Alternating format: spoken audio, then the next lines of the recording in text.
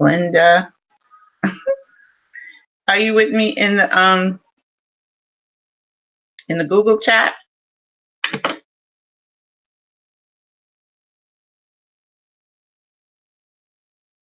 I don't see you.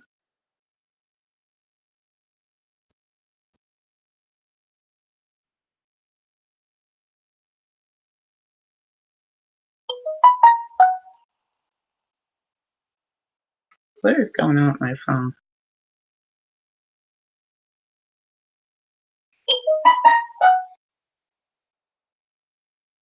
What is going on with my phone?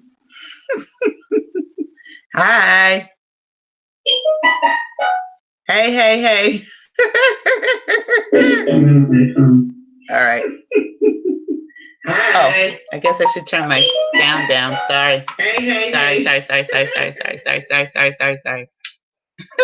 Sorry about that. Let me turn it. Okay. Hi. Hi. Hi, Barb. Hi, Linda. Hi, Sharon. All right. I got the Google chat going. Something was going on with this new phone that I have here.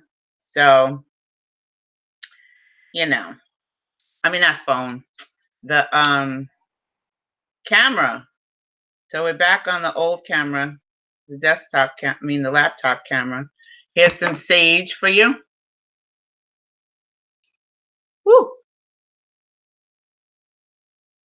Here's some sage. That's probably me with the Google notification. Oh, okay, wait. Let me check. All right, let me check. I sent you an invite.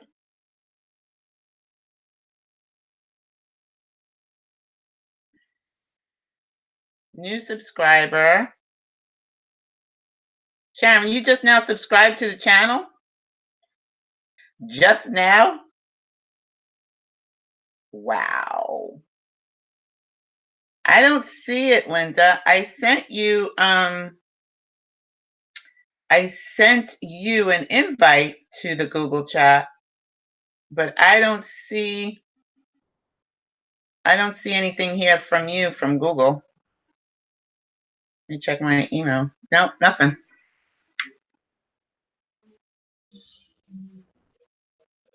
I wonder why you can't connect with me on Hangouts. That's weird. That's really weird. Really, really weird. Okay, you're on my phone, not my Chromebook. Oh, okay. Well, here's some sage. Blowing it to you. Let it suck it up. Yeah, we can try later, Linda.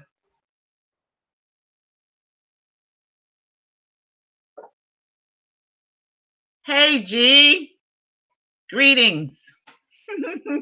I'm just saging everybody. Here you go. Y'all must have had a good week because the sage is not kicking up a lot, which is a good thing. You feel it though? You had to go back to the old camera. So I'm going to try not to move too much and too quickly so I don't fuzz out on you guys. We're going to start in just a couple more seconds. Just allow everybody to get into the chat. How was your week? How's everybody doing? How are you feeling? How are you feeling?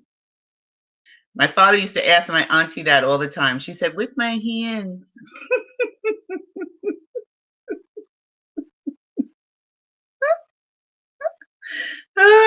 It always used to crack me up. You guys have anything you want to share? How was your week? What's been happening? What's going on? Before we start.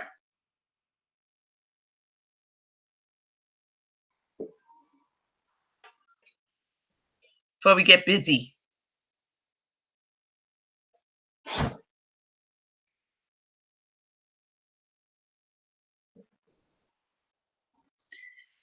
I have a lot to share.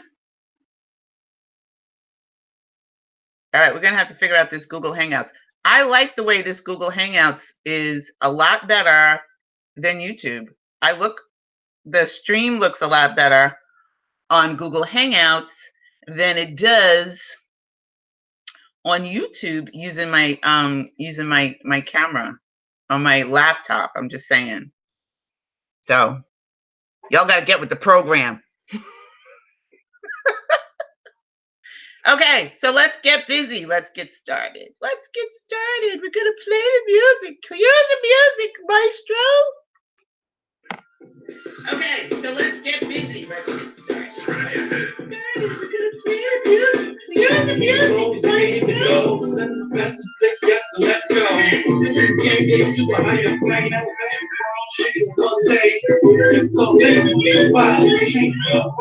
Wow, I can't do that. All right, so I'm going to turn the music off. I don't like that. I don't like that. So we're going to stop that. I don't like that at all. Okay. Sharon does not have cancer, everybody.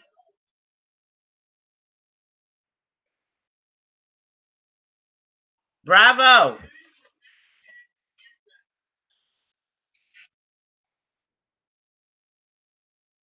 She does not have cancer. This is a wonderful thing. Sharon, you might want to share with the rest of the class what you've been doing, or do I have to do it? Because I always have to share your stuff. I shared your stuff today on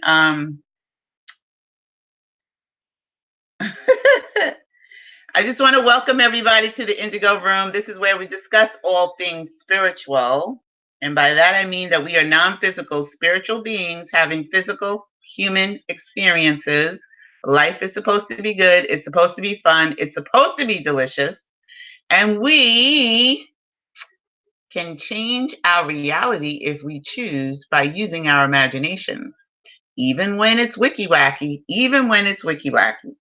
So we're going to talk about that tonight. We're going to be reading The Resurrection, Feeling is the Secret from Neville. Your imagination awaits your instructions. So make sure, that you give it some work. And we are going to just finish up what we left off last week with the I Am Discourses, because we got cut off last week. So if you want to call into the show tonight, you can do that. And Linda will put the number in the chat. It's 1605 if you're in the United States. 313-4116. And then you are going to enter the access code or the PIN, which is 457900. And then follow the operator prompts and you'll be connected to the call. Now, if you don't want to watch, maybe you're driving and you just want to listen, you can do that too. You can call in and just listen to the show. It's very, it's easy to do. And I invite you, I'm going to call in now. I invite you to do that. And I want to thank Linda for being the awesome, awesome, awesome moderator that she is. She keeps everything moving. She keeps me on task and on point. So if you want to follow us, you can do that on Instagram. You can do that on Facebook, on Twitter. You can follow me directly on Twitter. I'm Sydney584. If you want to follow us on the Indigo Room, on Instagram, it's the Indigo Room Show.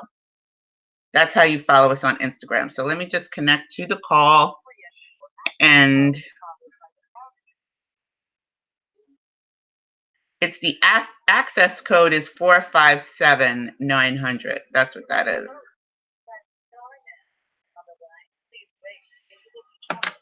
And I'm going to enter in my code.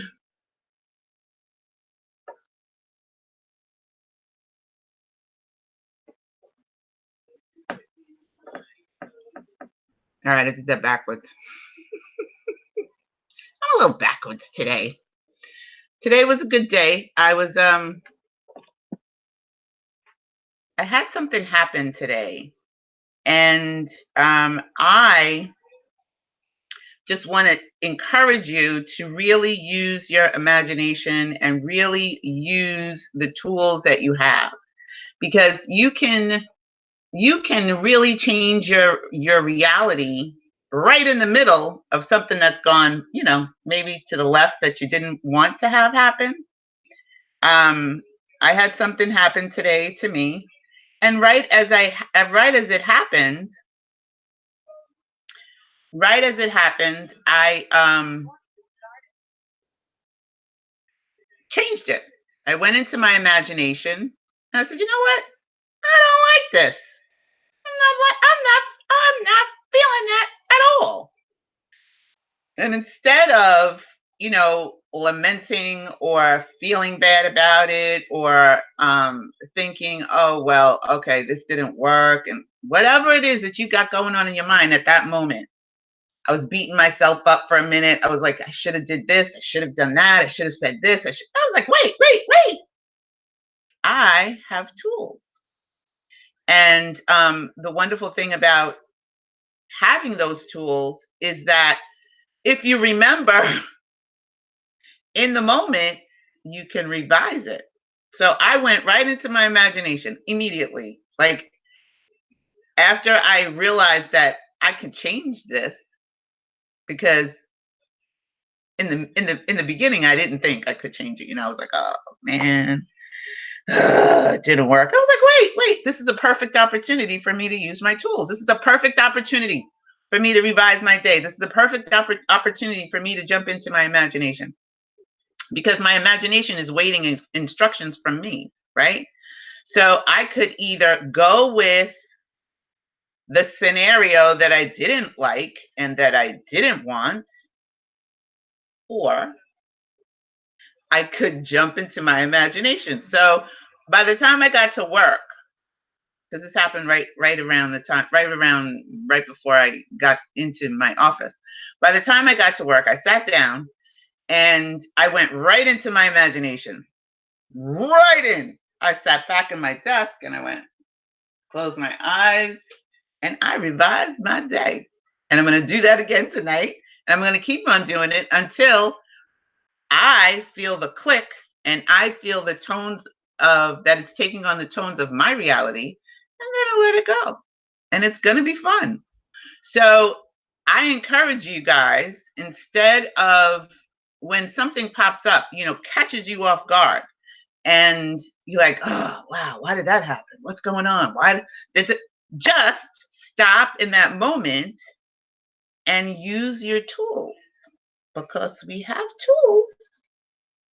And it doesn't mean that Wiki Wacky doesn't show up. Just because you're practicing law of attraction, you're practicing all of these wonderful tools and techniques, because you're awakening, you're opening your third eye, you're being more spiritual, you're being more awake, you're being more thoughtful and mindful. You're creating your day, you're creating your list, you're doing your meditations, you're doing everything.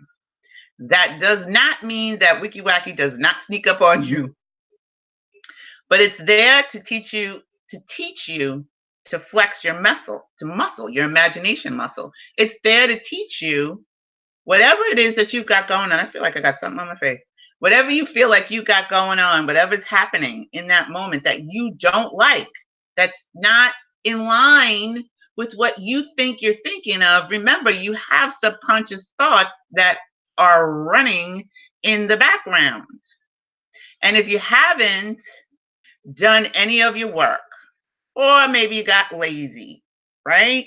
Or, you haven't been keeping your guard up. You haven't been doing your I am statements, your affirmations, whatever it is that resonates with you that you do. Wiki Wacky sneaks in. Now, you can allow Wiki Wacky to take over you, or you can use it as an opportunity to flex your imagination. So your imagination awaits your instructions. It doesn't work unless you work it. So tonight we are reading Feeling is the Secret by Neville. I'm so excited. I love that chapter. And we're here Sunday. For those of you that weren't here, you know, you were celebrating Easter, or you were celebrating Passover, or you just was chilling in your house in your pajamas on Sunday. We were here Sunday. We're going to be here again this Sunday from 11:30 until, you know, we get tired. BJ was here, Sharon was here, Barb was here, G was here. We had somebody named Manuel pop in. I don't know who he is. He just showed up and talked about his wife. But it was very relaxed. I didn't have no makeup on. It was a relaxing kind of chill day.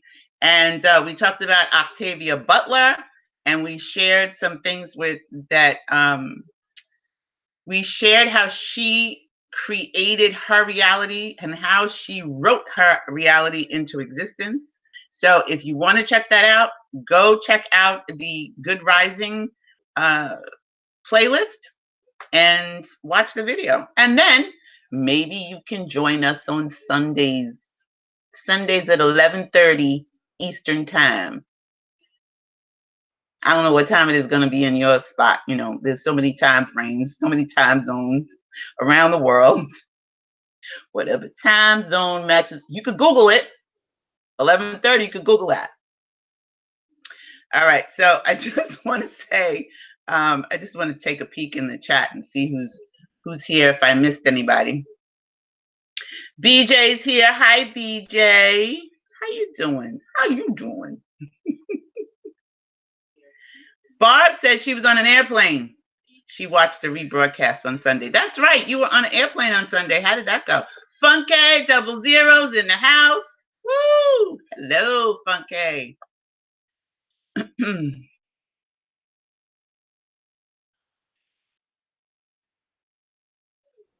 Okay, so Sharon, before we get started, Sharon said she received other good news about her health. Here's the thing.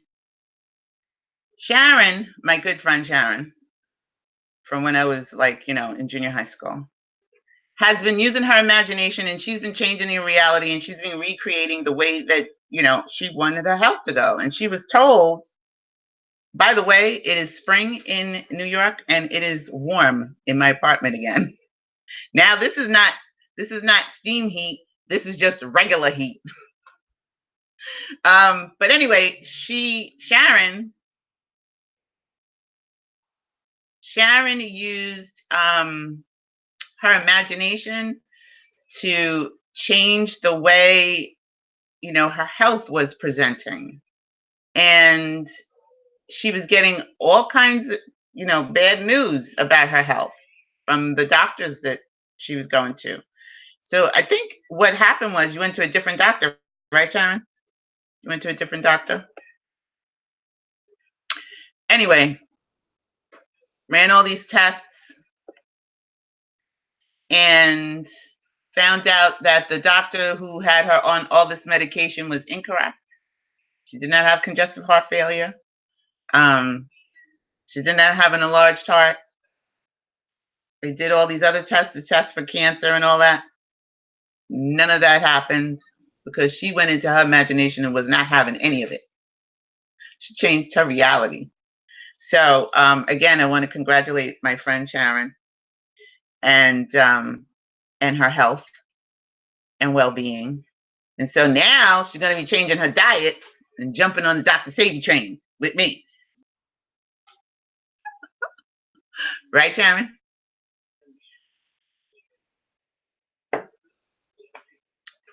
That's how we get down. That's what we're doing in the Indigo room. So I encourage you all to really, really, really, really, really, really don't play around. This is your life. This is your reality. This is your world. And if you don't take control of it, if you don't control your imagination, if you don't control your I am statements, if you don't do the work, somebody else is going to be more imaginative and tell you that you have congestive heart failure. You don't, and you'll create that instead of health. How about that? So we left off on the, we got to do a tickle our amygdala. Sorry. So we're going to tickle our amygdala.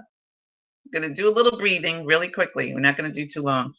And we're going to get started.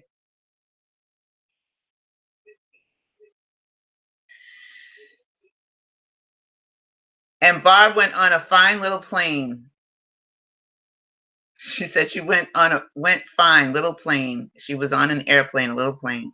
I saw the pictures, Barb. That was kind of cool. You are braver than me. I'm just saying. I don't like those little planes. But if I'm in my imagination and I'm doing my work, then the little planes will be fine. I'm sure. I just don't like them. I'll just have to figure out a way to, like them better. All right, Sharon, you can share in the chat what you did, because it's your story. It ain't my story. I'm telling the story, but it's your story. So I want everyone to grab your feather like they did on Romper Room. Grab your feather.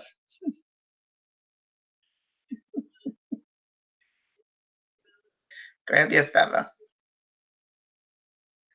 Imagine that your feather is in your hands. You love the way I tell it? All right. I'm just going to have to I'm going to have to put you on the phone and we're just going to have a chat and we're going to have to do a little video. That's it. That's what's going to have to happen because I don't feel like I do your story justice. I'm just saying. BJ said, I saw you enjoying planes and having a flawless trip to somewhere like Africa. Who, me?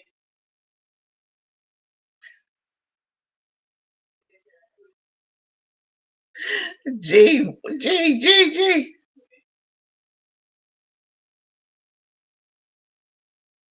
Oh, girl, I'm going to Africa. I'm not playing with that. So imagine you have your feather in your hands.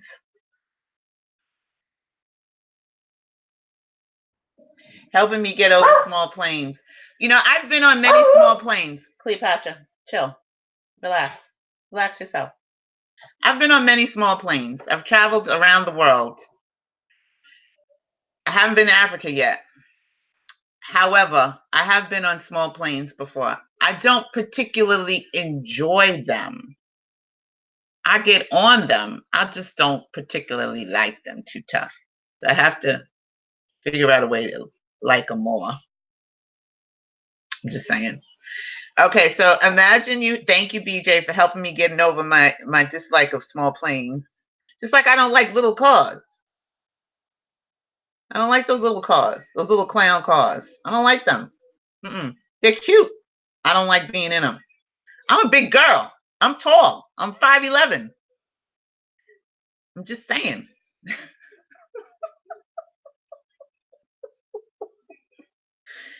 This holds only 4 people. There were 3 of us. Wow, you co-piloted? You go, Barb. That's freaking awesome.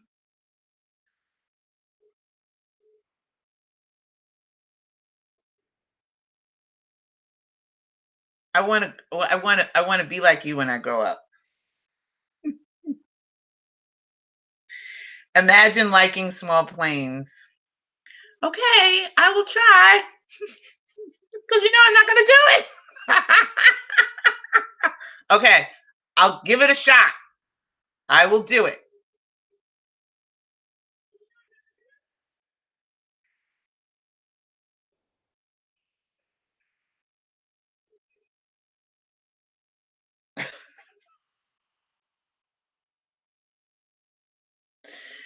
Woo!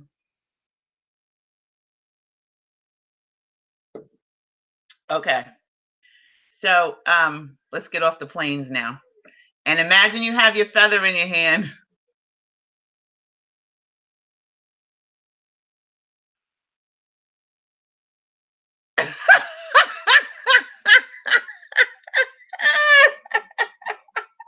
Okay, stop talking about the planes. The plane. That's all I think about. Fantasy Island and the little freaking plane. Okay, we're not doing that no more. Okay. So Imagine that you have the feather in your hands. Y'all leave me alone about these planes, okay? Imagine you have the feather in your hands. I don't know what color it is. You know what color it is. I don't need to know what color it is. And then you're going to take your feather, raise it up to the center of your forehead, and you're going to tickle your amygdala to the right, and then you're going to tickle your amygdala to the left. And then you're going to pull the feather out, and you should be smiling by now. You know what, G? Y'all are going to taunt me. You're going to taunt me, okay?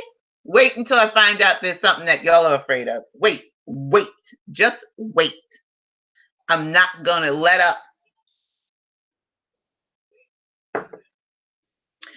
Rain! Hi, Rain. I was just thinking about you, and here you are. You showed up. How's Andy? Give her kisses for me.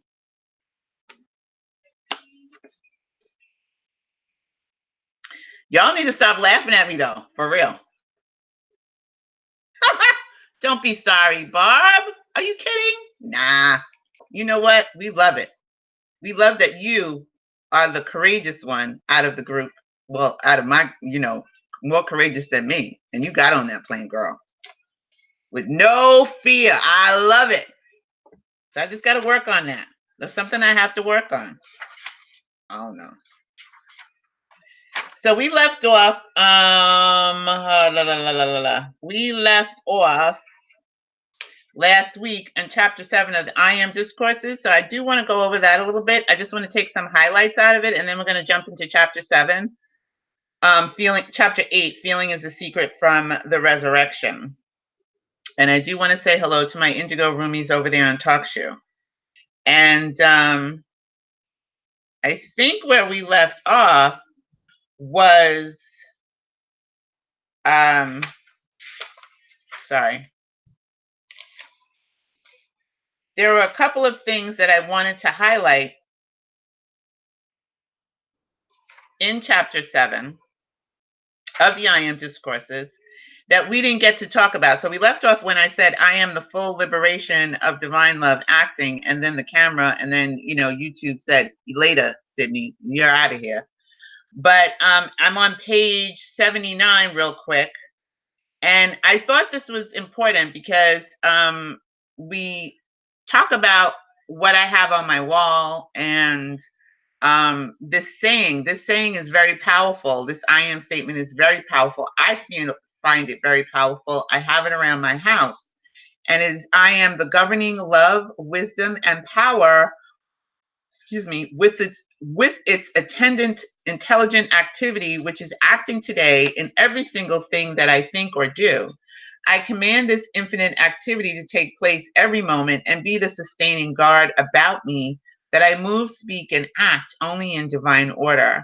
Then during the day, whenever you think of it, take the firm consciousness, I am the commanding, governing presence, moving everywhere before me during the day, commanding perfect peace and harmony in all activity. Now, see, there's a lot of y'all up in here. Before I even keep going any further, hit the like button. Hit the like button.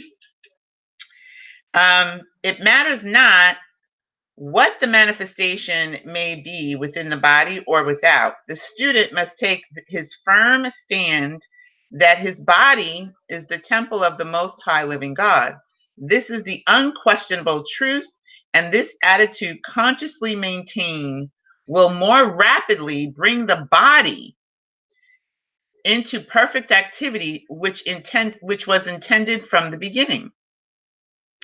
I say to the students in all sincerity, there is no possible way of attaining a quality or desired attribute without claiming it. The outer has drifted into a limited consciousness of declaring it did not have the desired quality. And of course, it could not manifest it under those conditions. So basically what it's saying is that, we've drifted away. We've drifted away from the consciousness that our bodies, our spirits are housed in,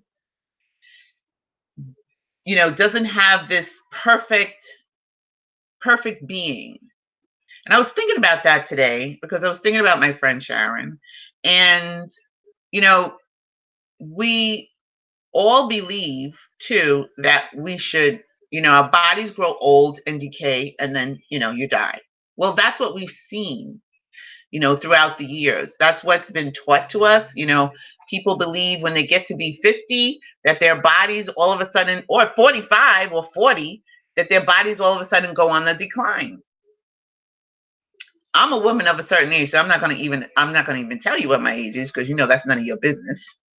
I've already told y'all that for years. It's none of your business. Because I don't even want to accept what anybody's thinking about me, about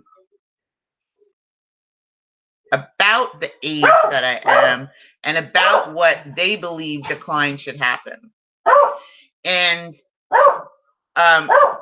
Cleopatra, quiet, relax. Oh, see, we got dogs in the neighborhood acting crazy, and so is Cleopatra. I'm gonna have to put her in her room in a minute. Come here, relax. Cleopatra's always been a part of the Indigo room anyway. So we believe that our bodies, we believe, and we're taught this, and doctors tell us this, physicians tell us this, nutritionists tell us this, the news tell us this. You become a certain age and then you have to start wearing glasses, that your skin starts to wrinkle up, that all these things, your hair goes gray, whatever. But our bodies were meant to rejuvenate every 11 months. It's our thoughts and our mindset that believes otherwise. And we're really powerful. So some of us age much quicker than others. Some of us go on the decline much quicker than others. But here's the thing. It doesn't matter when you all of a sudden realize that that's not the case, that you can change your life around. And if you look at, what's her name? I think her name is Edna something or another. She started doing lifting weights when she was in her 60s, and she's 80 something now. If you look at her right now, you'd be like, you couldn't even imagine that she's in her 80s. So I'm telling you that you can change your health. You can. So Saint Germain says, well, I have been holding this idea for a long time. This is what students often say. This is what we often say. Well, I have been holding this idea for a long time, but it doesn't manifest. It doesn't work. This is positive proof that somewhere in the consciousness there was lurking a doubt, possibly unknown to the individual. I tell you that no matter what appears on the surface, if you will continually, with firm determination, claim the quality, condition, or things you desire, and go right on claiming them with that firm determination, they will find expression in your use just as certain as you do this. But I cannot urge you too strongly always to keep on guard in this matter. For the outer, when you have tried a thing for a few hours, days, or months, and it seems not to have appeared immediately, begins to say it's no use. If it were going to have happened or acted, it would have by this time.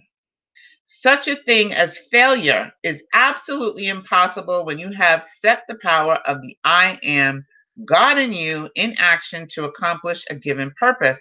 If you hold unwaveringly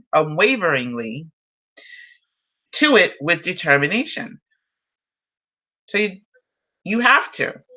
Listen, Neville's brother stood steadfast in his idea that his name and his family name would be on that building. And he did it for 2 years, twice a day, every day for 2 years.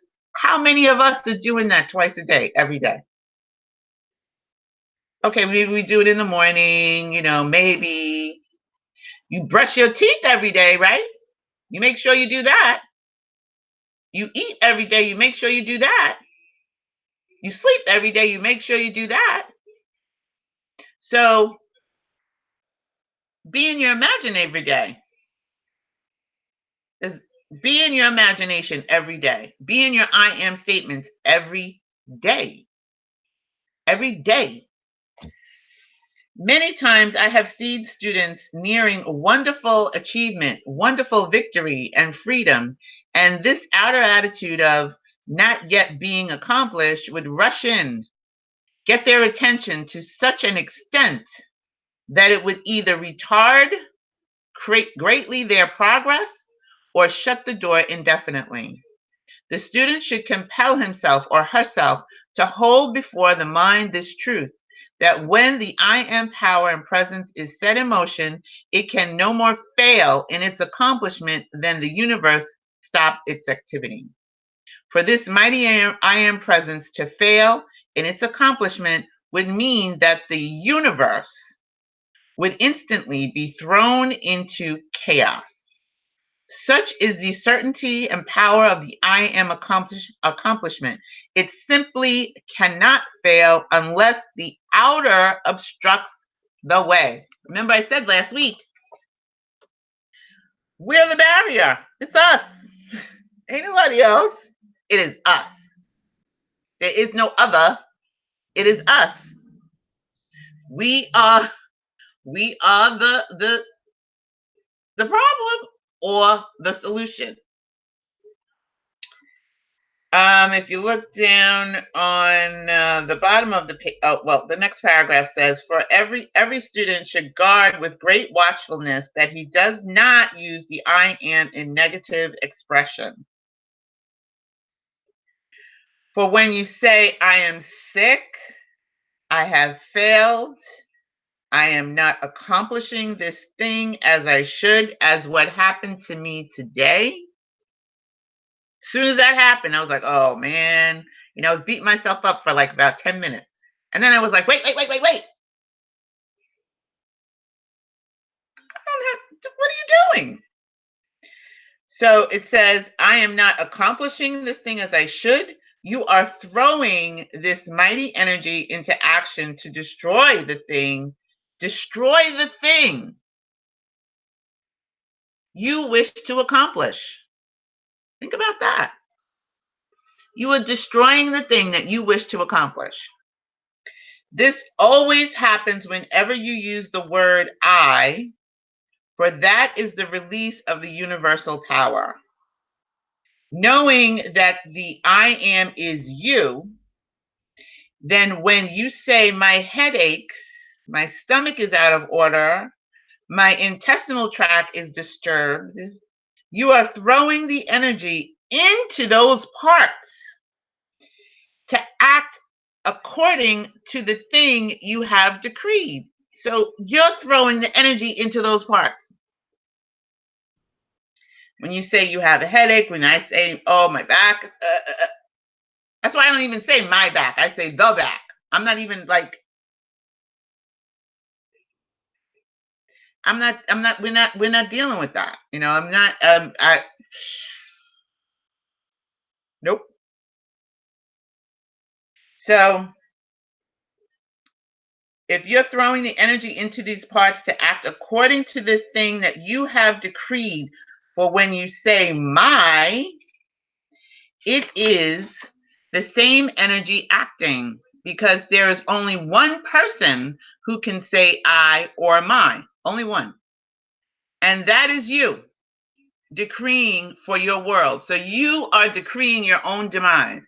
I am decreeing my own demise when I say I am tired, I'm not feeling good, my stomach hurts, my back hurts, my whatever. Right? So I'm decreeing for my world, you're decreeing for your world.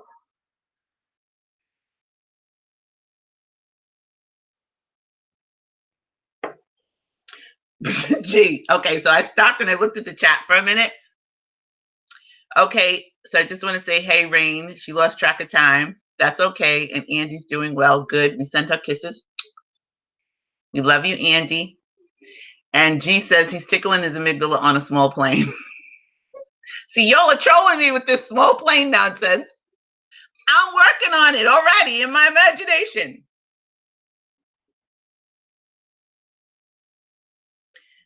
Rain says, I see people the same age and they all look differently. That's true.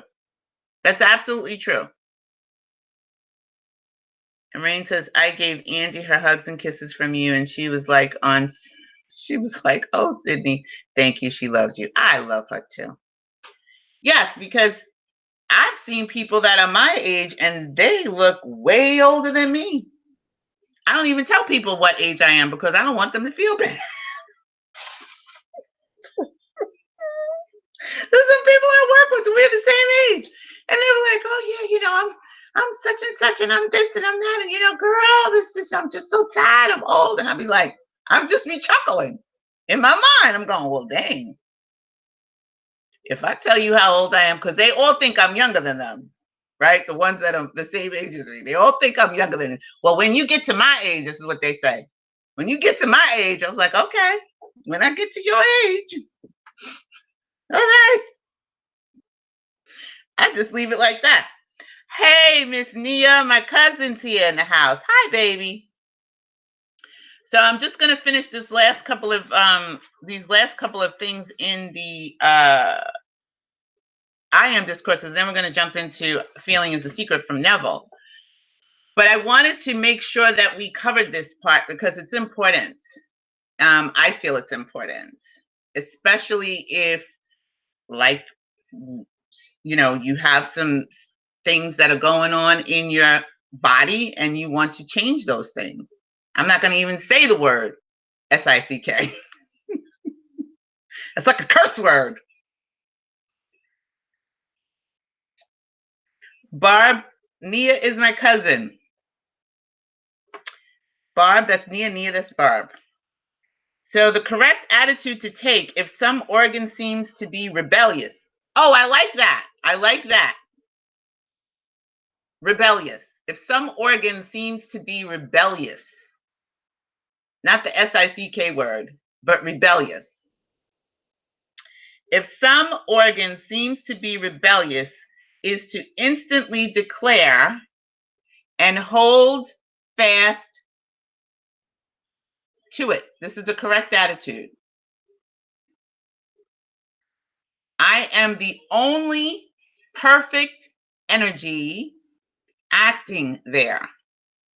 Therefore, every appearance of disturbance is instantly corrected. This is the important point to keep before the student. If through habit you have thought that certain remedial agencies gave assistance, then use those sparingly until you gain sufficient mastery to govern entirely by your I am presence. That's why I say to some people when they say I have a headache, Sydney, like people used to email me all the time. Sydney, I have this ailment, I have that ailment. What should I do? My thoughts aren't working. Take a Tylenol, Advil, whatever it is, aspirin. Do what you got to do because you haven't built up your I am presence, your imagination to sustain you right now. But go ahead and take it. Knock that out. Nobody said you had to stay in pain. Take it for a minute. Take it for a little while. And then get in there, get busy. Once you get some relief, we wanted you to get relief. We don't want you to lay in pain because the more you lay in pain, the more you focus on the pain and you're not focused on your I am statement, your I am presence. So get the relief and then focus on your I am presence.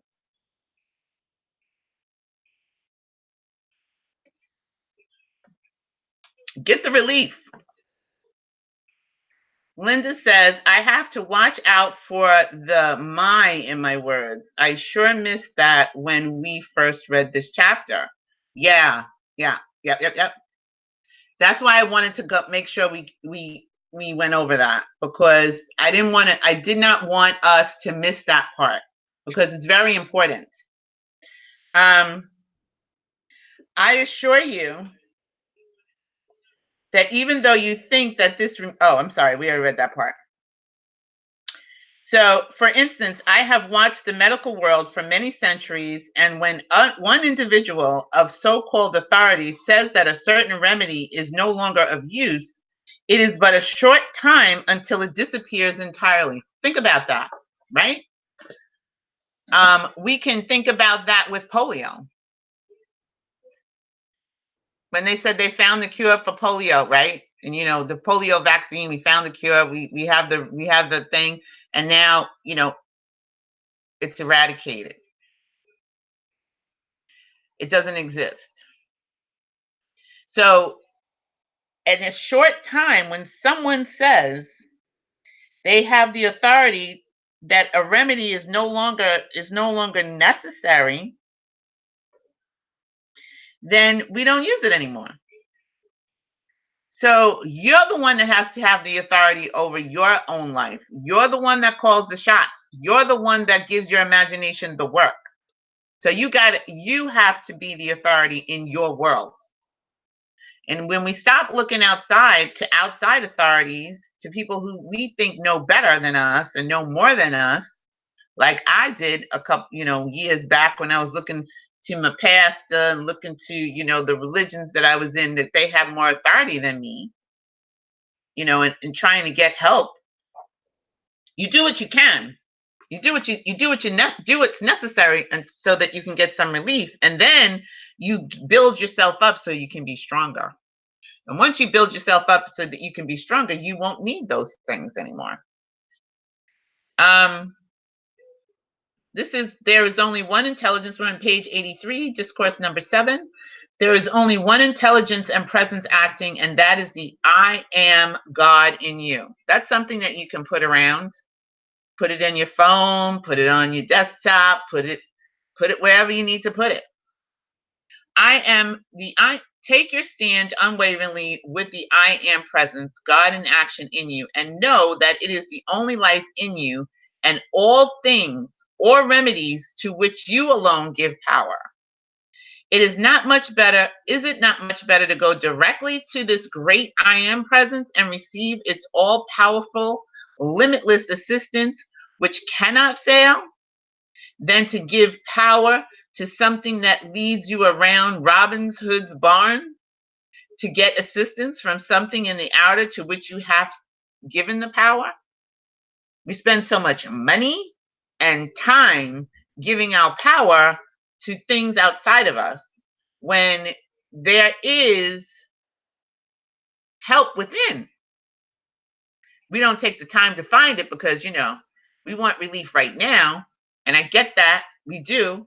But I'm just saying, if you take some time, you may find the doctor who's a physician, who might be holistic or spiritual minded and help you to stay in your imagination. You might find the right book. You might find the right thing that guides you to your power. It's possible. Maybe you'll join the Indigo room and then stand in your own power. Whatever it takes that leads you to your own power, I say use those things to get to your own power and stand in your own power. So if you need to come from here, you're in a space where you don't believe anything that I'm saying, you don't believe any of this stuff, and you know that those pills help you, then take those pills. But continue to find ways to stand in your power and to build yourself up, to build your power up, to get stronger so that you don't have to use those things anymore. Then you can be encouraged and you can share your experience with others. Because I tell you, if one person can do it, then we all can do it. So if one person can do a thing, that means everybody has the potential to do that one thing, the same thing. So if one person can heal themselves from a sickness, that means that everybody else can too. We just need to trust ourselves and be able to stand in our power and figure out how to do it. If one person, Jesse Owens became the fastest person in the Olympics at the time, back in Germany, back in the day.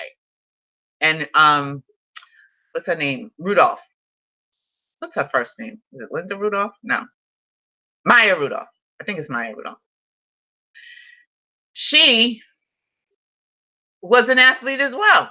And nobody did what they did at that time. Now, people run circles around their records. So I'm just saying that it is possible. If one person can do it, we all can do it. And the last thing I want to read, the last two things I want to read in the I am statements is the most, perhaps the simplest, most powerful single thing that the individual can keep himself reminded of is that when he says I am, he is knowingly or unknowingly setting into action within himself the full, unadulterated energy of God. Energy becomes power through conscious use. That's how you become powerful in your own, standing in your own power. It's conscious use. You have to use it all the time. I know, you're not like Sydney. I got to say I am all the time. Well, why not? What else are you doing? You're just standing outside talking to your girlfriends about who knows what, who shot John, and gossiping.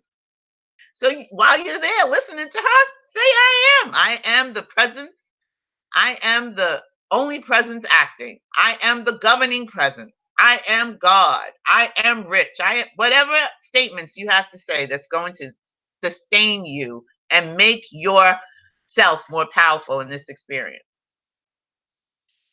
Some I am statements. I am this pure inspiration. I am this pure light right here in action. Visualize this through the body now. I am the pure revelation of everything I want to know. How about that? I remember when I woke up from being dead back in the day, I knew everything. I knew everything there was to know about everything. For like 2 days, I was on fire. And then I lost it all at that point. But why not use that? Why not use that statement? I am the pure revelation of everything I want to know. What is there to fear in God? Its operation is pure and perfect, and if you do not reach out to embrace the great pure God power, how can you expect to use it and have perfection? You must claim it for your own, to say, I am the ascended being I wish to be now.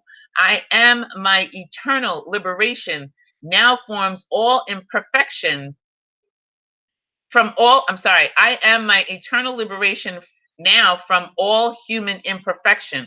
Realize who I am is.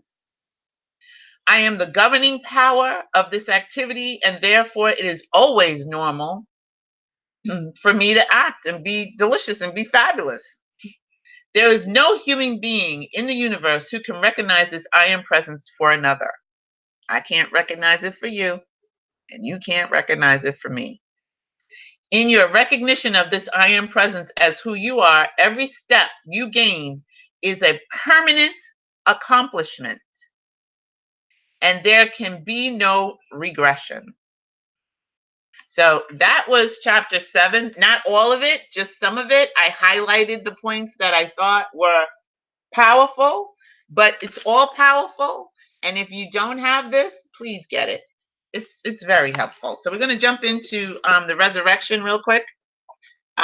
Feeling is the secret, which is a short chapter 8. What time is it? 9:55. We're still good. Nia says the source. Wait. Let me back up. Before we jump into Neville, let me back up and see what everybody has to say. Nia says my leg was sore, so I started stretching. It helped. Linda says pain equals negativity. Yes, that's true. Same here, Linda. Barb. Rain. Yes, my joints are rebellious today. I've been saying my as well, Linda. Yes, everybody's recognizing that we've been saying my. I stopped saying my a long time ago. The first time I hurt the back, I started saying the back. I don't call it my back. I say the back because it takes me out of it.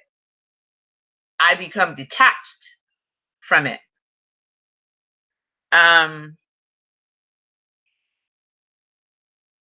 Nia, visionary. Okay.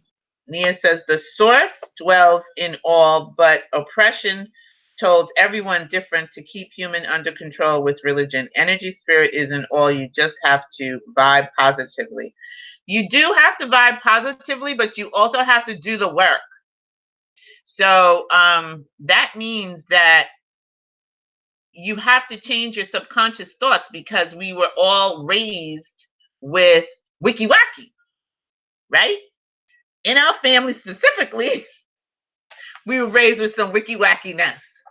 So that's running in the background. And so we have to do the work subconsciously. We have to remove those subconscious thoughts and that subconscious stuff that we don't even know is there in the back.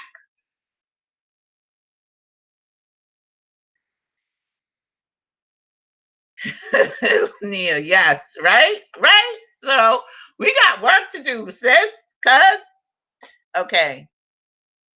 Sharon says, this is true. If I can do it, anyone can. Everybody can. Everybody has the power and the ability to heal themselves. We just were never told, and we don't believe it. And if it doesn't happen immediately, for many of us, if it doesn't happen immediately, some of us, it's going to take time. It just is. Because some of us have more resistance than others. Some of us listen, I can be a hardhead about a lot of things. And I have to do the work.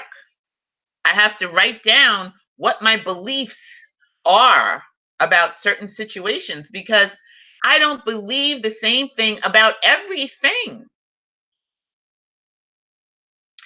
I believe, certain things are okay and are attainable. I can get that immediately. And then other things I'm going, oh, well, that's kind of hard. Just like the plane, right? Just in case in point. I don't like little planes. That's something that I have to work on if I actually want to get on a little plane. I don't know if I'm going to get on a little plane, but that would be something that I would need to work on. I don't like little cars. Why? Why don't I like little cars? Because there's a fear in me. There's a trepidation in me that I'm not safe in those smaller planes or in a smaller car. And where does that come from? That comes from me seeing things, seeing small things as not safe. And why do I see those things as not safe? Maybe it's something that I watched. Maybe it's something that I heard in my family. My dad always liked to drive big cars. It could be from him. He always liked to drive the big cars and not these little cars. I have friends that call these little planes poopy planes. I'm not getting in that poopy plane. I'm going, yeah, I'm not getting in that either. We have to get in it because we have to travel to wherever we're going. I've been in little planes. I don't like them. So even that, I believe in God. I believe in spirit. I believe in my I am power. I know that who I am. I know that I am a spiritual being having a physical human experience. And yet, there's some fear. I'm admitting it. I'm not walking around telling you that I don't have no fear. I got fears, yo. I work on them as they present themselves. I have a fear of bees. Why? Because I got stung several times in a bee house in my family's down south when I was a kid. Bees came chasing out of the little shed that we was in, or the egg, the chicken coop. That's what it was. It was a nest in the chicken coop, and they chased me, and I was running for my life. That's how I felt. I was running for my life. Let a bee be in my car right now today if I'm driving. I will park the car on the side of the road, get out, and leave the car. That's me and bees. So I'm just saying we all have different beliefs about different things and different fears and different levels of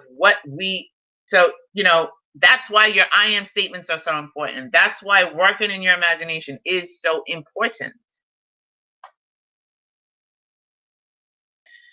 Um, Nia, exactly. It's all in the mind.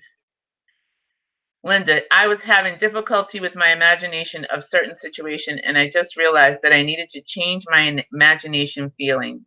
What I was doing in the first attempt to imagine, now I am happy with the feeling and imagination, where before I was uncomfortable with my first attempt. Awesome. That's great, Linda. Barb, I was the same about planes until recently, really, but I like them better than little cars. Nia, yes, cousin, I flew to Jamaica for love for the first time, but I can't stop flying now. Right. So now you're okay. You're over that fear. But I did see you on that boat, right? So now you got to work on that.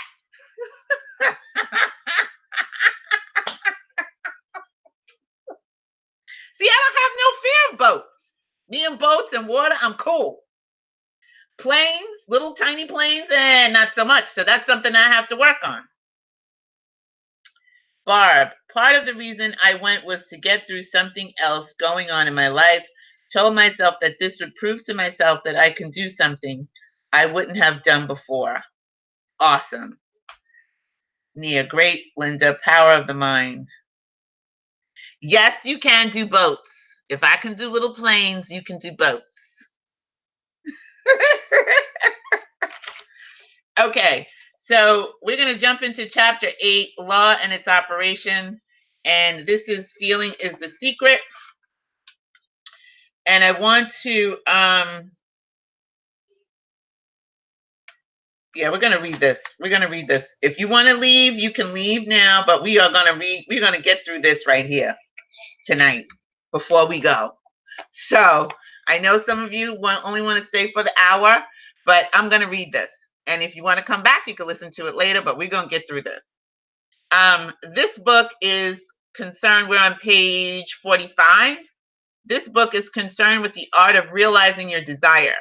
It gives you an account of the mechanism used in the production of the visible world. It is a small book, but not slight. There is a treasure in it, a clearly defined road to the realization of your dreams.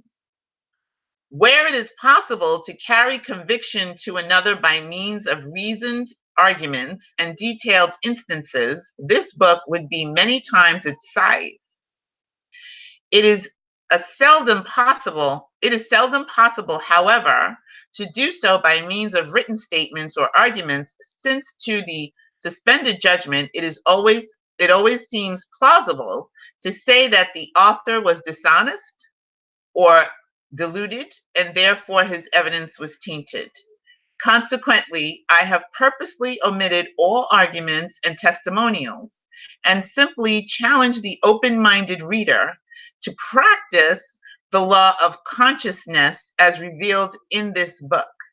Personal success will prove far more convincing than all the books that could be written on the subject. So here, Neville is just saying, and it's Neville, this is the forward in this portion of the book, is to try it. No one is going to be able to give you testimonials to be able to convince you if this works. The only way you're going to be convinced is if you do it yourself. Okay. With that being said, the world and all within it is man's conditioned consciousness objectified. Consciousness is the cause as well as the substance of the entire world. So it is to consciousness that we must turn if we would discover the secret of creation. Knowledge of the law of consciousness and the method of operating this law will enable you to accomplish all you desire in life. Armed with a working knowledge of this law, you can build and maintain an ideal world. Consciousness, did anybody call in? I didn't even check. I'm sorry. Nope, nobody called in. Consciousness is the cause as well as the substance of the entire world.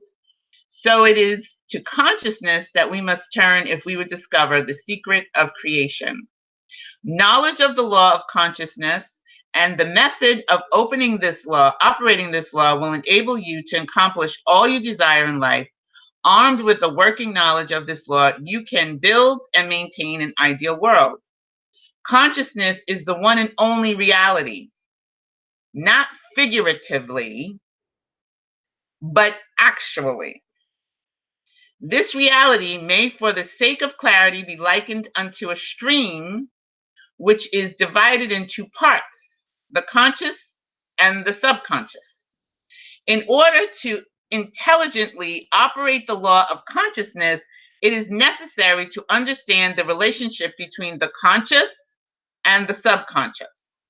The conscious is personal, okay? The conscious is personal. And selective. The subconscious is impersonal and not selective or non-selective. The conscious is the realm of effect. The subconscious is the realm of cause. Okay? So the conscious is the realm of effect. The subconscious is the cause. So we have cause and effect, right? So cause and effect.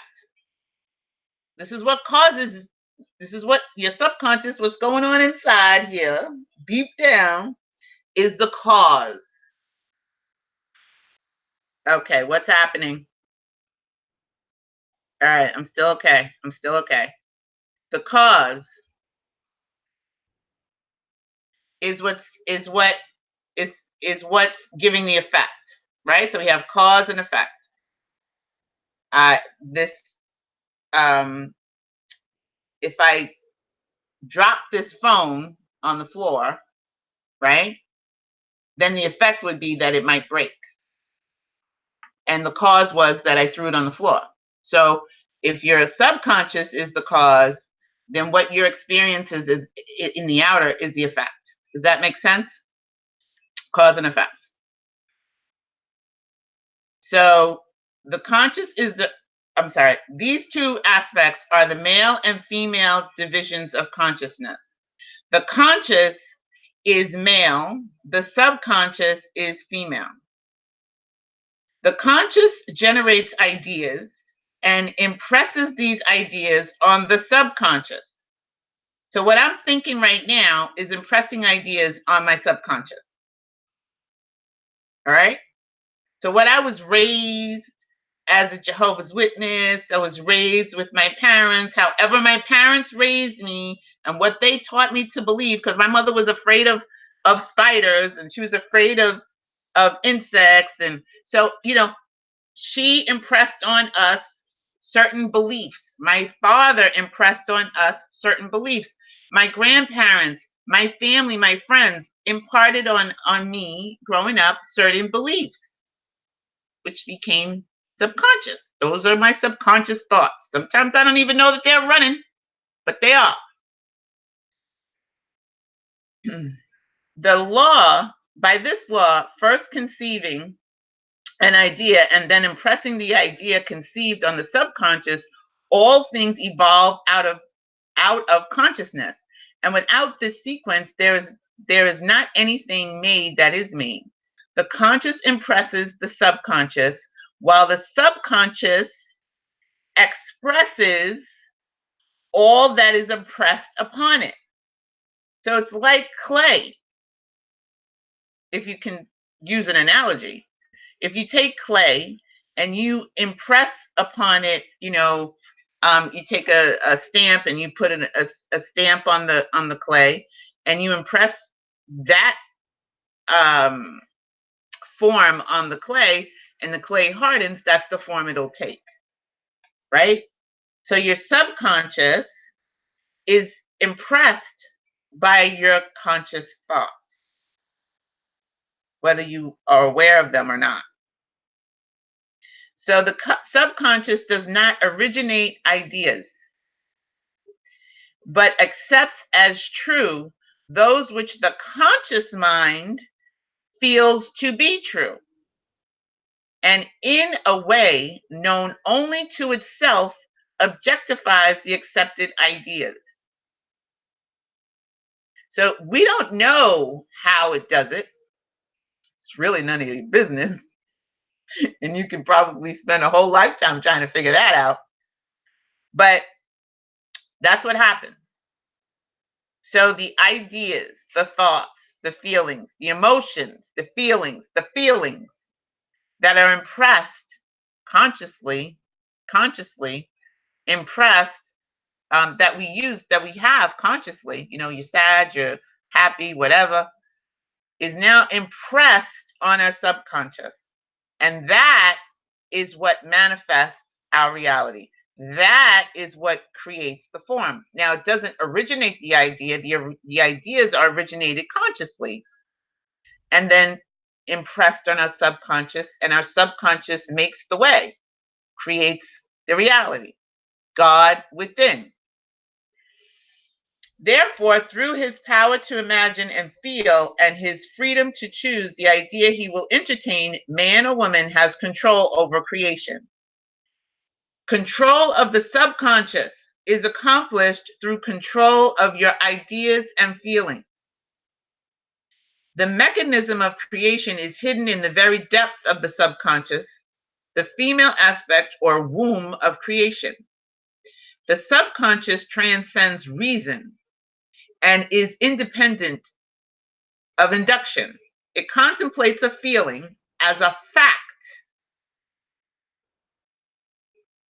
It's not just like, something we can just, it's just, I don't feel good today. Your subconscious takes that as a fact. I'm feeling sad. Your subconscious takes that as a fact, and it will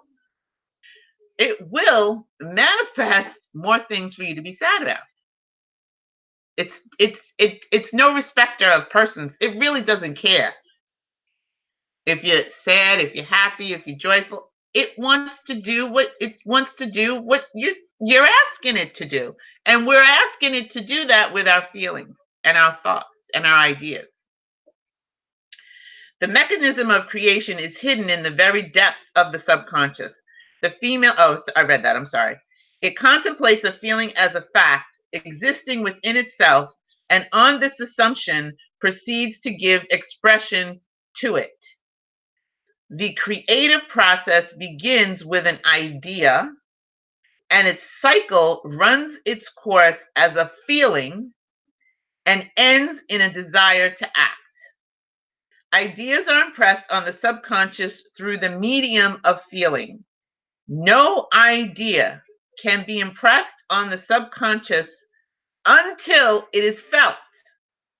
So it doesn't take just any old ideas. It doesn't just, randomly say, oh, everything that you've ever thought, everything that you've ever felt, everything you ever thought or any idea that's ever crossed your mind, I'm going to put that into your reality.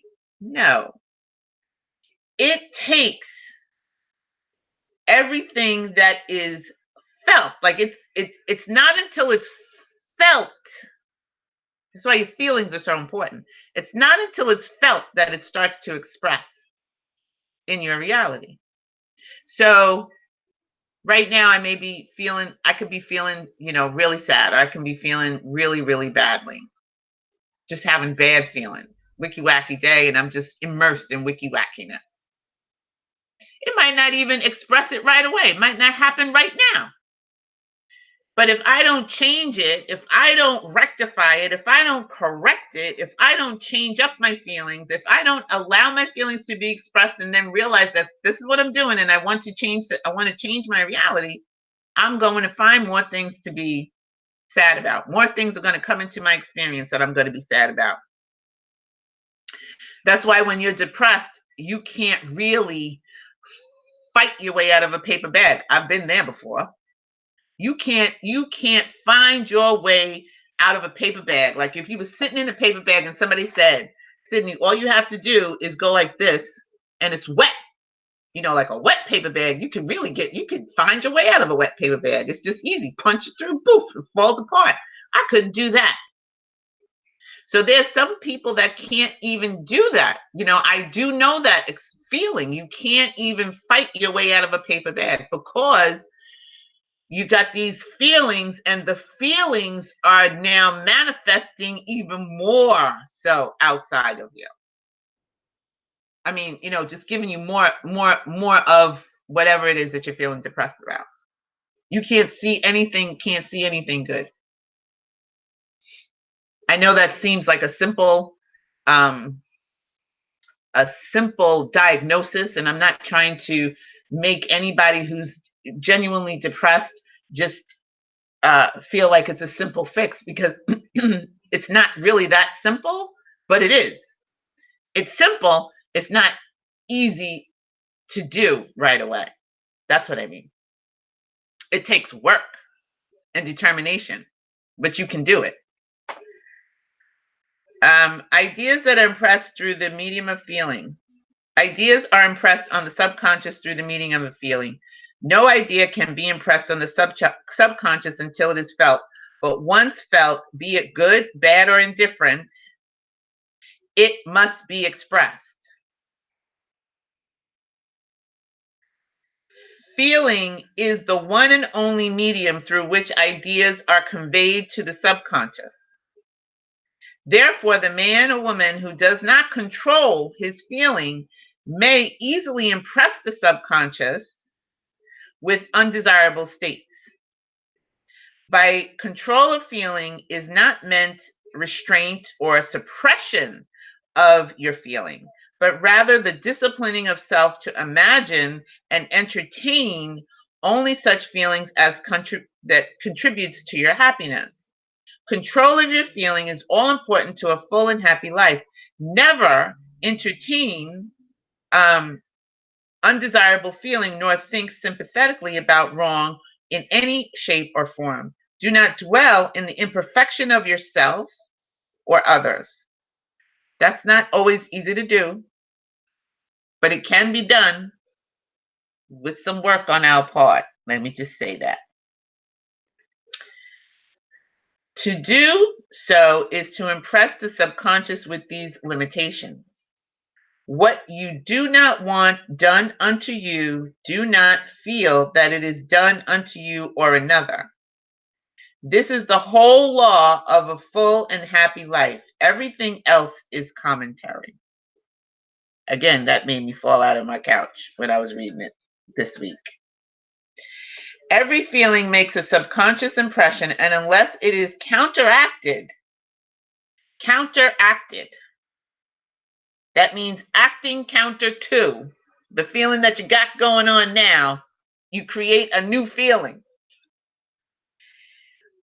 Counteracted by a more powerful feeling of an opposite nature must be expressed. So every feeling makes a subconscious impression, and unless it is counteracted by a more powerful feeling of an opposite nature must be expressed. It must be expressed unless you have something more powerful.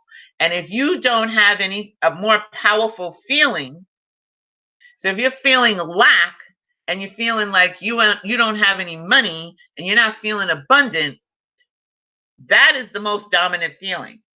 And that's what's going to keep expressing in your life. And that's why doing this work, doing your I am statements, doing your affirmations, doing your meditation is so important and so key. Because if the dominant feeling is a lackful feeling, that's what you're going to experience in your reality, is more of that.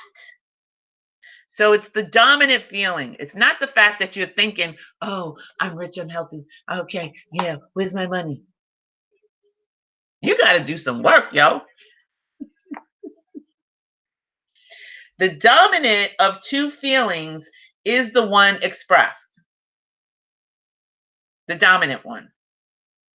I am healthy is a stronger feeling than I will be healthy. I will be is to confess I am not. I am is stronger than I am not. What you feel you are always dominates what you feel you would like to be, Therefore, to be realized, the wish must be felt as a state that is rather than a state that is not.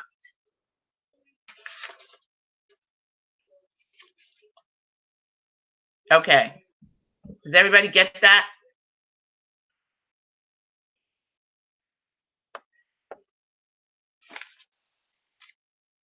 Are you still with me?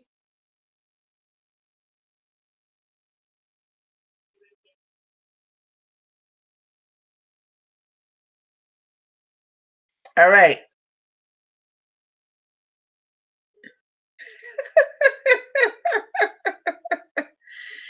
So I'm going to leave off there, I think, unless you want me to go finish. There's like two more pages. I'll go. I'll go. I'll press the gas. If you want me to press the gas, I'll press the gas. If you want me to stop, I'll stop.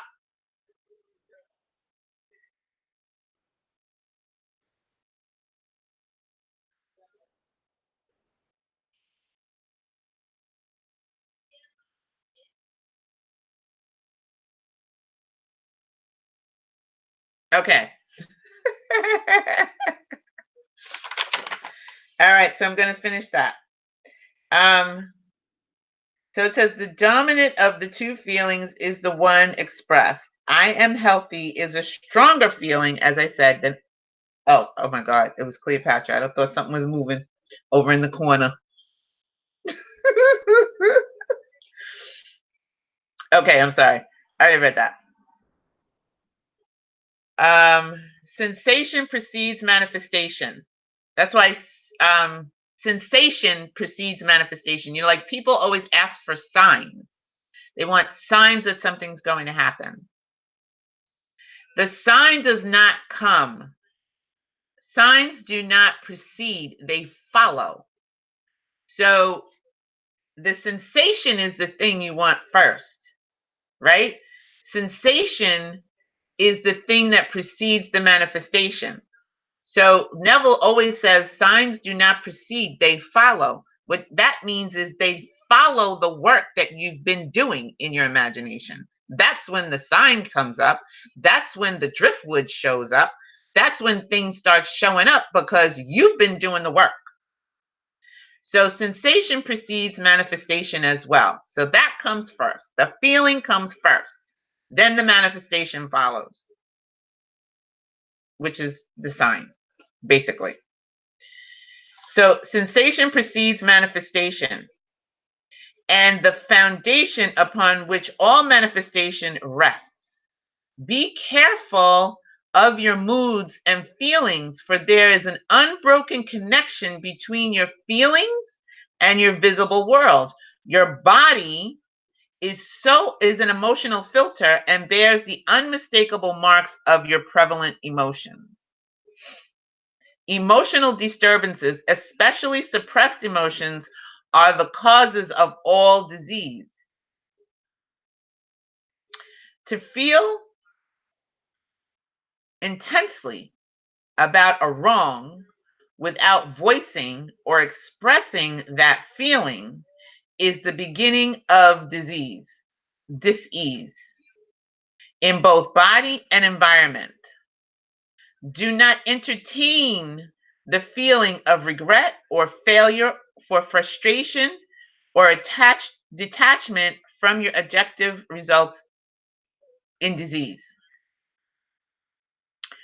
Think feelingly only if of the state you desire to realize, feeling the reality of the state sought, and living and acting on that conviction is the way of all seeming miracles.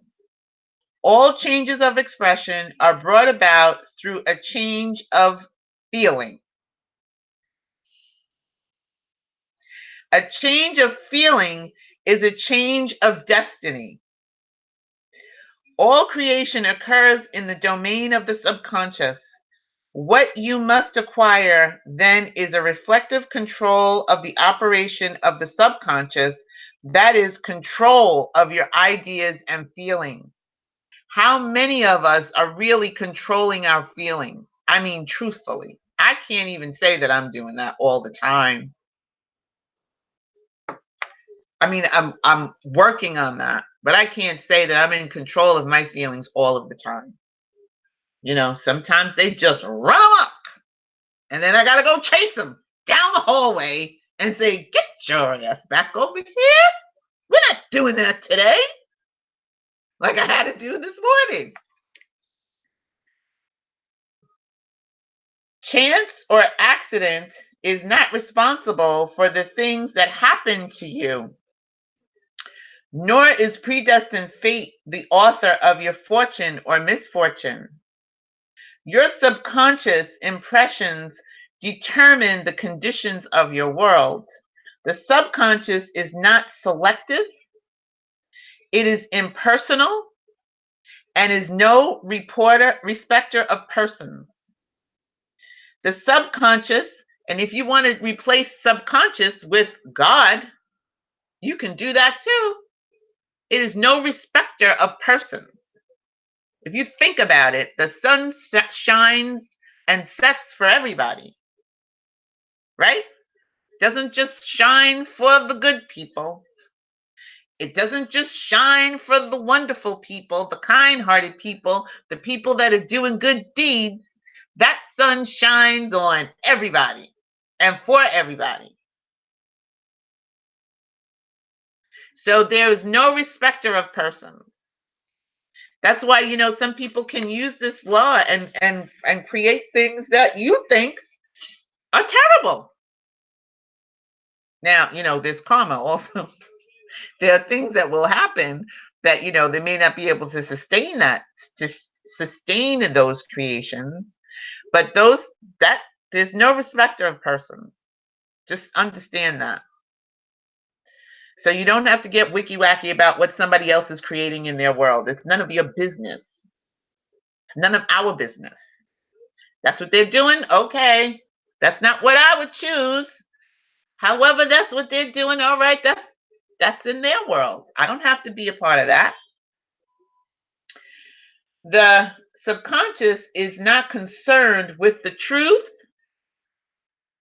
or falsity of your feeling. It always accepts as true that which you feel to be true. Feeling is the assent of the subconscious to the truth of that which is declared to be true. Because of this quality of the subconscious, there is nothing impossible. Nothing. There is nothing impossible to man. We determine what's possible and what's impossible. That's us. We do that. Whatever the mind of man can conceive and feel to be true, the subconscious can and must objectify. Your feelings create the pattern from which your world is fashioned, and a change of feeling is a change of pattern. The subconscious never fails to express that which has been impressed upon it. It never fails. If you think back and you look at all of the things that you've created in your experience in your own world, and how two people can be in the same family, brother and sister, and create totally separate, indistinct worlds. Totally different. You can look back on it and you can see that it is your subconscious that's really creating. The subconscious fails to express that which has been impressed upon it. It never fails to express that which has been impressed upon it. The moment it receives an impression, it begins to work out the ways of its expression. It accepts the feeling impressed upon it. Your feeling is a fact existing within itself and immediately sets about to produce the outer or objective world, the exact likeness of that feeling. The exact likeness of that feeling. The exact likeness of that feeling is created and objectified in our world.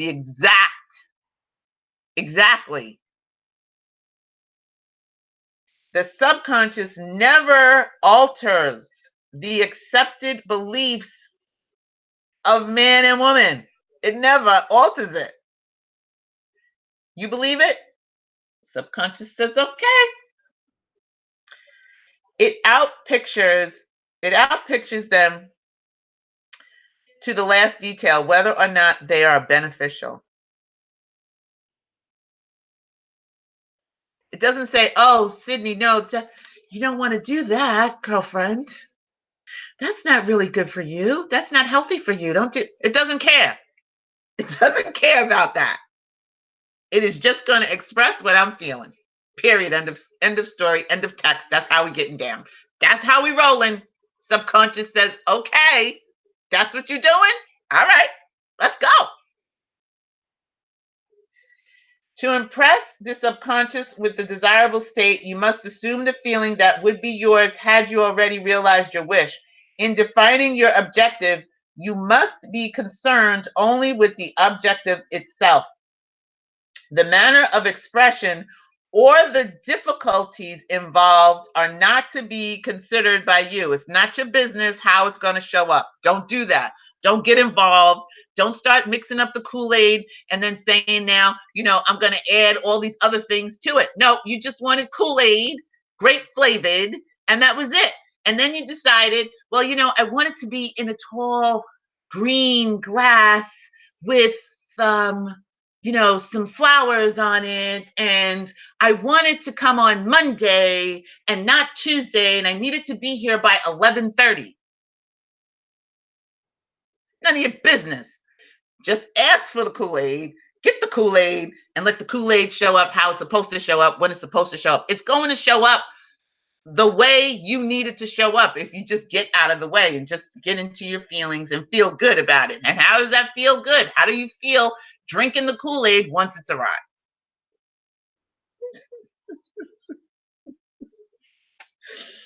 Oh gosh. Okay. So, therefore, if you dwell on difficulties, barriers, or delay, the subconscious, by its very non-selective nature, accepts the feeling of difficulties and obstacles as your request. You're asking for that. You're asking for the difficulties and the hardships because, it cannot possibly come this way. It can't possibly happen. So stop. Just get out of the way. That's why I love the 2-cup method. Takes you right out of it. It says the difficulties as your request and proceeds to produce them in your outer world. The subconscious is the womb of creation. It receives the idea unto itself through the feelings of man. It never changes the ideas received, but always gives it form. Hence, the subconscious outpictures the idea in the image and likeness of the feeling received. To feel a state as hopeless or impossible is to impress the subconscious with the idea of failure. Although the subconscious faithfully serves man, it must not be inferred that the relation is that of a servant to a master, as was anciently conceived. The ancient prophets called it the slave and servant of man. St. Paul personified it as a woman and said, the woman should be subject to man in everything. The subconscious does not serve man or woman and faithfully gives form to his feelings.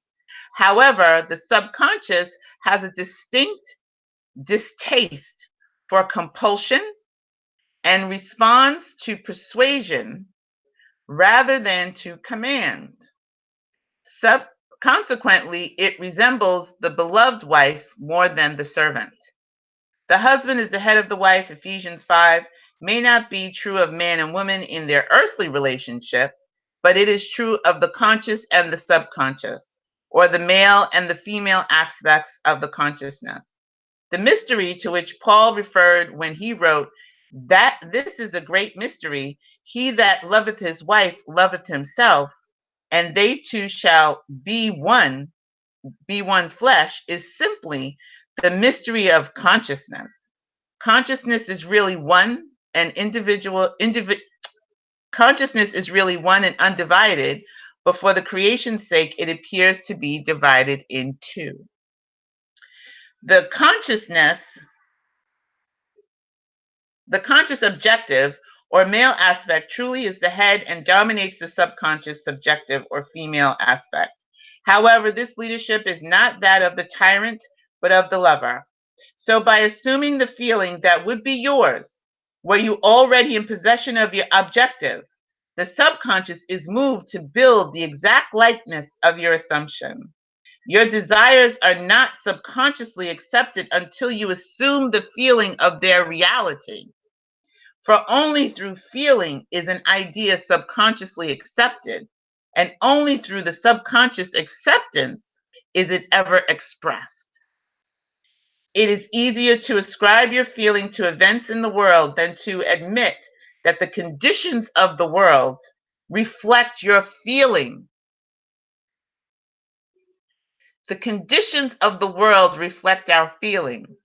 It is easier to ascribe your feeling to events in the world than to admit that the conditions of the world reflect our feelings. So if we in the Indigo room, like we discussed last week, sending love to that person in 1600 Pennsylvania Avenue as collective, we have some powerhouses in here. We could do that. We might be able to change the whole trajectory of the United States. This little group of Indigo people, Indigo room, raise your vibe tribe people. I'm just saying. However, it is eternally true that the outside mirrors the inside. As within, so without. A man can receive nothing unless it is given him from heaven, and the kingdom of heaven is within you. Nothing comes from without. All things come from within from the subconscious. It is impossible for you to see other than the contents of your consciousness. Your world in its every detail is your consciousness objectified. Objective states bear witness of subconscious impressions. A change of impressions results in a change of expression. A change of impression results of a change of expression. The subconscious accepts as true that which you feel as true. And because creation is the result of subconscious impressions, you, by your feeling, determine creation. You are already that which you want to be. And your refusal to believe this is the only reason you do not see it. To seek on the outside for that which you do not feel you are is to seek in vain, for we never find that which we want. We find only that which we are. In short, you express and have only that which you are conscious of being or possessing. So we can't have what we want. We can only have what we are. You don't attract what you want. You attract what you are. How do you attract something that you're not? You have to change what you believe you are not. You are already these things. You're already powerful beings, but we don't believe it. We're so hard in that we can't believe that it's true.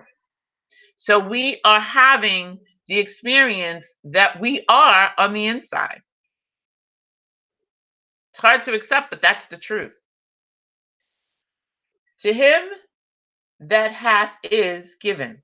So if you have it, that's one of the, I finally realized what that one scripture meant that Jesus said when he was given the Sermon on the Mount or whatever, those different sermons. And he says, him who haveth has more. Him who haveth more is given. And I was like, well, I don't even understand that. Doesn't even make any sense. Why would you give somebody who has more stuff when there's people out here who, don't have and they need it? I could never understand that scripture until Neville. Because if you have more within, if you think more of yourself within, if you believe you are feeling more, you will express more.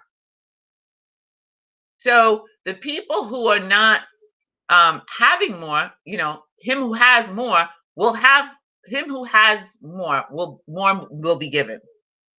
So if you have it in here, then more will be added to you. It can't work any other way. So if you're lacking and you're feeling lack and you're feeling lackful, you won't have the abundance that you want to create.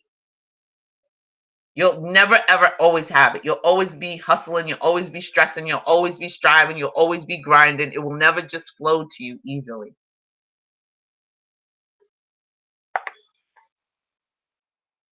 So the last part is denying the evidence of the senses and appropriating the feeling of the wish fulfilled is the way to the realization of your desire. Mastery of self-control of your thoughts and feelings is your highest achievement. However, until perfect self-control is attained so that in spite of appearances, you feel all that you want to feel, use sleep and prayer to aid you in realizing your desired states. These are the two gateways to the subconscious: sleep and prayer. And we know what prayer is. Prayer is, not begging, pleading. We talked about what is prayer. It's being in your imagination, assuming the thing real, seeing it, knowing it, and then using the techniques that Neville teaches about, revising your day, being in your imagination, doing those things as you drift off to sleep. That's what changes your subconscious. Those are the two gateways to help you and help me and help us. So that's it. That's the end.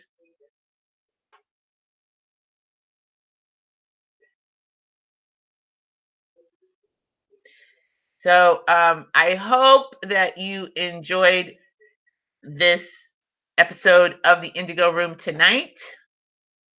I hope you find some things that are beneficial in the readings. I hope you found some things that are beneficial in, me, sharing my commentary on it. And oh, who's that? Evolves Dog 88. Hi, Evolves Dog 88. I'm sorry that you just got here. You'll have to watch the replay.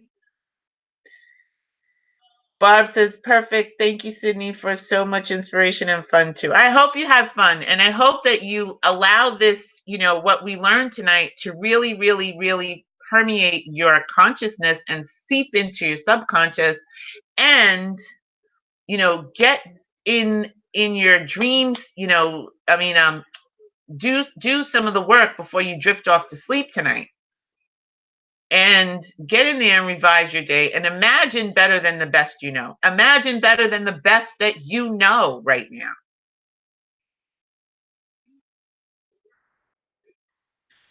Okay, Evolves Dog 88. I'm not sure. Who's that? Do I know you? Do I know you from the Indigo Room? Or